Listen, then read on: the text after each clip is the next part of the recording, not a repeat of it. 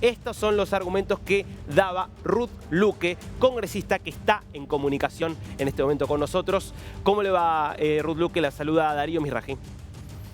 ¿Qué tal? Muy buenos días, Darío. ¿Cómo está? Muchas gracias por la entrevista. Por favor, cuéntenos, amplíenos si quiere un poco los argumentos y las razones que la llevan a presentar esta denuncia contra la presidenta en ejercicio. Sí, yo le agradezco mucho esta entrevista porque creo que permite un poco exponer también en qué contexto político nos encontramos en este momento en el Perú. Esta denuncia constitucional que he presentado, que está en el marco de mis atribuciones como congresista de la República en mi país, tiene dos componentes. Una primera, dirigida contra la señora Dina Boluarte, en su calidad de presidente de la República, el señor Pedro Angulo Arana, que en su momento fue expresidente del Consejo de Ministros, el actual señor Alberto Tarola Peñaranda, que fue ministro de Defensa en su oportunidad y ahora es presidente del Consejo de Ministros, el señor César Augusto Cervantes Cárdenas, que fue ministro del Interior en su momento, en sus primeros días cortos, y luego el señor José Tello Alfaro, ministro de Justicia y Derechos Humanos. Contra todos ellos denuncia por infracción constitucional. Y luego, una segunda parte de la denuncia tiene que ver con contenido penal, por los delitos de homicidio calificado y lesiones graves, en el marco de los artículos 108 y 121 del Código Penal, contra tres personas en particular, contra el expresidente del Consejo de Ministros, el señor Angulo Arana, el señor Alberto Tarola, actual presidente del Consejo de Ministros, y que en su momento, durante los graves hechos, pues se presentaron las muertes, los más de 100 heridos, fue ministro de Defensa, y el señor César Augusto Cervantes, que tuvo la calidad de ministro del Interior. Como se tiene conocimiento, nosotros hemos vivido, luego de la vacancia del señor Castillo, una suerte de imposición de un gobierno que se ha aliado a un conjunto de fuerzas que lo que han hecho es declarar en estado de emergencia el país, declarar toques de queda, sin establecer mecanismos de diálogo democráticos para la población, y como consecuencia de esta lógica de estados de emergencia y mano dura instaurada, porque tenemos casos muy concretos en los cuales la actuación de la policía está violando y vulnerando derechos fundamentales. Y en atención a eso se han presentado en días muy cortos 26 muertos hasta la fecha, varios en regiones como Ayacucho, en la zona de Andahuaylas, concretamente. Y esto evidentemente significa no solamente responsabilidades penales directas contra quienes han disparado, porque todas las muertes, hasta la información que se tiene, han sido por armas de fuego, sino existe también responsabilidades políticas en el alto nivel, es decir, ministros o la propia presidenta de la República, que sin su participación estos hechos no hubieran sido posibles. Y para nosotros una forma en la cual deberían establecerse una investigación a profundidad es la figura de la autoría mediata, es decir, el autor mediato, que ya en nuestro país existen precedentes y antecedentes de sentencias como el caso de Alberto Fujimori, en el cual se permitió que quienes están en un rango superior más alto tienen un nivel de manejo sobre la situación. Ahora, congresista, en estos casos claramente esto ha sucedido. Congresista, acá usted daba un buen ejemplo que es el de Fujimori, pero que me parece un ejemplo que marca bastantes diferencias. Digo, Fujimori en definitiva había un plan sistemático de violación a los derechos humanos que es muy difícil imaginar sin la aquiescencia de la cabeza del gobierno. Acá estamos hablando de represiones bastante puntuales, donde no sé si es tan fácil, digo, ¿cómo se prueba que Boluarte ordenó que usen armas de fuego los policías? Porque Boluarte puede haber dado la orden de, bueno, repriman o controlen, pero en definitiva no creo, es difícil probar que ella dijo usen armas de fuego y maten a todo el mundo. Mire, mi comparación entre el caso Fujimori no tiene que ver con que los dos casos, digamos, tienen que ver con políticas sistemáticas, tiene que ver con la figura del autor mediato. Y aquí quiero un poco recordar lo que significó la figura del autor mediato a raíz de casos graves de violaciones a derechos humanos. El autor mediato no es aquella persona que participa de manera directa, sino cuyo rol en el desarrollo de los hechos permite la consecuencia o el desencadenamiento de una situación que puede generar ejecuciones extrajudiciales, que puede generar homicidios, lesiones graves, torturas.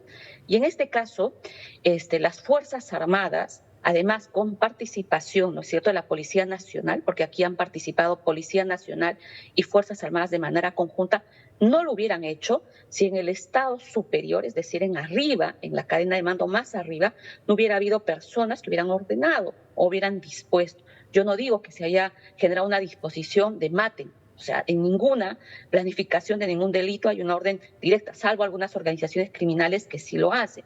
Pero en este caso estamos hablando de una situación de crisis política en el cual el mecanismo más idóneo para eso hubiera sido, por ejemplo, generar un anuncio de un adelanto de elecciones próximas.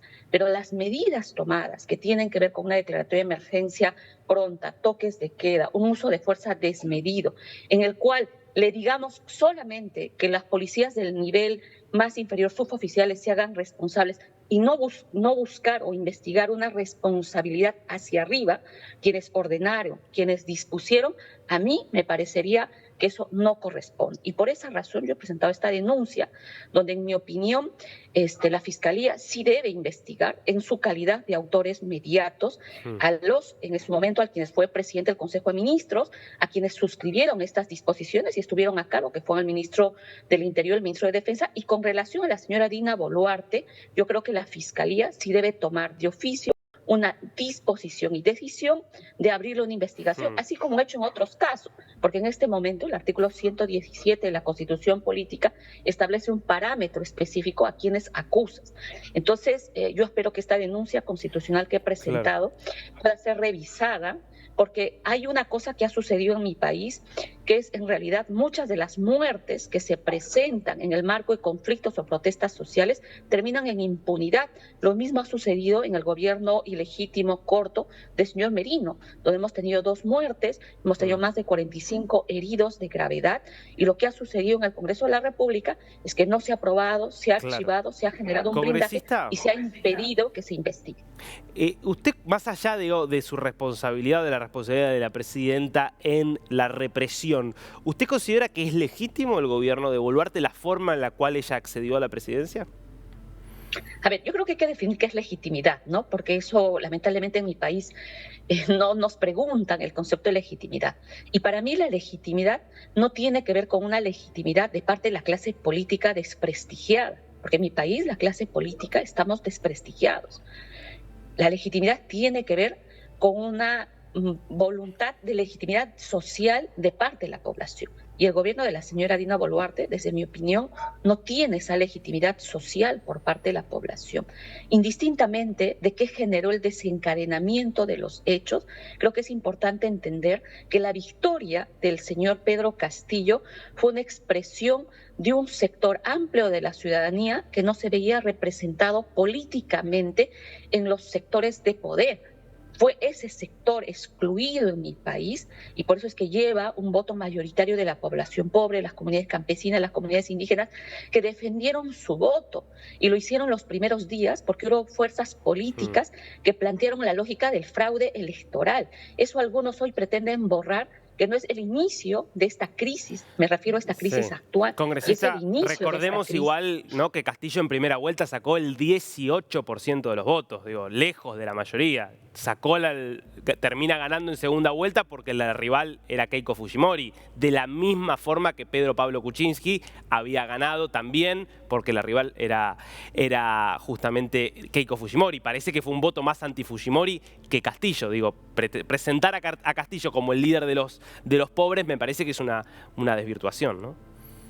A ver, yo no estoy presentándole al señor Castillo como líder de los pobres. Estoy diciendo lo que representa o lo que representó en su momento el voto del señor Castillo en la segunda vuelta. Si no, no hubiéramos tenido aquí en Lima comunidades campesinas e indígenas haciendo protesta pacífica, defendiendo su voto y denunciando que aquí no se había generado el fraude. Yo soy de Cusco y precisamente fue mi región la más ninguneada por fuerzas de derecha, diciendo que prácticamente los cusqueños éramos ignorantes y no sabíamos por lo que habíamos votado.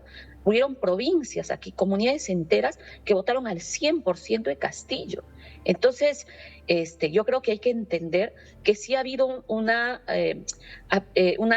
definición política simbólica hacia lo que representó en su momento el señor Castillo, que era precisamente un sector pobre, excluido en mi país, que quería ser representado y visibilizado. Evidentemente, la posición antifujimorista, que es históricamente y clara en mi país, le ha favorecido. Y la gestión del señor Castillo no logró aprovechar ese cúmulo para evidentemente generar un gobierno que pudiera arrancar con cambios de fondo que se quedaron en simples anuncios. Yo soy una congresista de izquierda, pero yo no voy a negar la crítica que he tenido a su gestión. Yo soy una congresista que ha criticado democráticamente a su gestión, Sí, pero nunca me he sumado a una lógica de fraude. Gestión que terminó con un intento de golpe de Estado, ¿no? Con un intento de cerrar el Parlamento de forma ilegítima y con un intento de gobernar justamente bajo estado de excepción. ¿O usted no lo considera así? Claro, fue un intento de golpe fallido, breve, torpe desde mi punto de vista, que ha generado consecuencias políticas lamentables. Pero eso no quita que hay un conjunto de fuerzas políticas aliadas en el Congreso y otros sectores que de siempre han querido desconocer los resultados electorales. Por eso es que ahora presentan iniciativas para que las autoridades del Jurado Nacional de Elecciones de mi país o el representante de la OMPE, de la Oficina Nacional de Procesos Electorales, dejen sus cargos.